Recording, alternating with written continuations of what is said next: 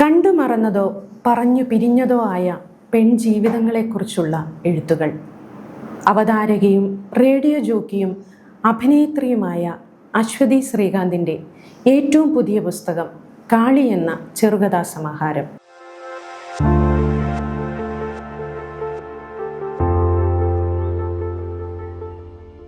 ഓരോ കഥയ്ക്കും വ്യത്യസ്തതയാർന്ന പെണ്ണിൻ്റെ ഭാവത്തെ ഓർമ്മപ്പെടുത്താൻ കഴിയുന്നുണ്ട്. കാളിയായും ആർജയായും ഉദ്യോഗസ്ഥയായും വീട്ടമ്മയായും കടന്നുപോകുന്ന സ്ത്രീ ജീവിതങ്ങളിൽ പ്രതികാരവും പ്രണയവും തെളിയുന്നത് കാണാം.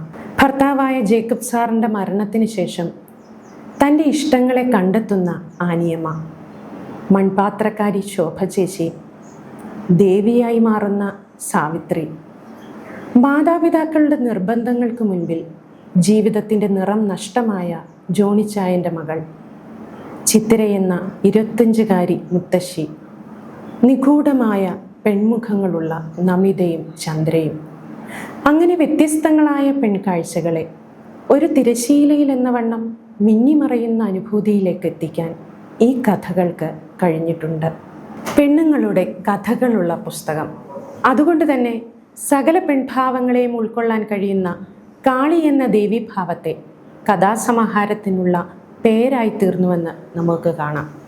ഇനിയും അശ്വതി ശ്രീകാന്തിൽ നിന്ന് പുതിയ കഥകൾ പിറക്കട്ടെ എന്ന് ആശംസിക്കുന്നു. 1 മാസം കൊണ്ട് എഴുതിയ 9 കഥകൾ, അതാണ് ഈ പുസ്തകം. ആദ്യത്തെ പുസ്തകം എഴുതി പൂർത്തിയാക്കിയിട്ട് പേന ഒരിടത്ത് വെച്ചതാണ്, പിന്നെ തൊട്ടിട്ടില്ല. വർഷം 1, 2, 3, 4 അങ്ങനെ പോയിക്കൊണ്ടിരുന്നു. അടുത്തത് എപ്പോഴാണ് ഒരുപാട് പേർ ചോദിച്ചു. ഉടനെ എന്ന് ഞാനൊരു വെറും വാക്ക് പറഞ്ഞു. സംഭവം എന്താന്ന് വെച്ചാൽ, എഴുതണമെന്ന് കരുതും, മടി കൊണ്ടും മറ്റു തിരക്കുകൾ കൊണ്ടും പിന്നെയാവാമെന്ന് വിചാരിക്കും. ഇടയ്ക്കൊക്കെ ഞാൻ എന്നെ തന്നെ വഴക്കു പറഞ്ഞ് എഴുത്തിനിരുത്തും. മൊബൈലിൻ്റെ നോട്ട് പാഡിൽ 2 or 3 വരി കുറിച്ചിട്ട് ഞാൻ താൽക്കാലികമായി കുറ്റബോധത്തിൽ നിന്ന് രക്ഷപ്പെടും. സ്വന്തം സന്തോഷത്തിന് വേണ്ടി മാത്രം വല്ലപ്പോഴും കവിതകൾ എഴുതിയത് മാത്രമാണ് ആ കാലത്തെ ആകെ ആശ്വാസം. ഇടയ്ക്കൊക്കെ പഴയ പുസ്തകം എടുത്തു നോക്കും. ഇത് ഞാൻ എഴുതിയതാണോ എന്ന് ശങ്കിക്കും. ഇനി ഒരിക്കലും ഇങ്ങനെയൊന്ന് എഴുതാൻ എനിക്ക് കഴിയില്ലെന്ന് സങ്കടപ്പെടും. എഴുത്തെന്നെ അത്രത്തോളം വിട്ടുപോയിരുന്നു. ഇങ്ങനെ പോകുന്നു അശ്വതി ശ്രീകാന്തിൻ്റെ രചനകൾ.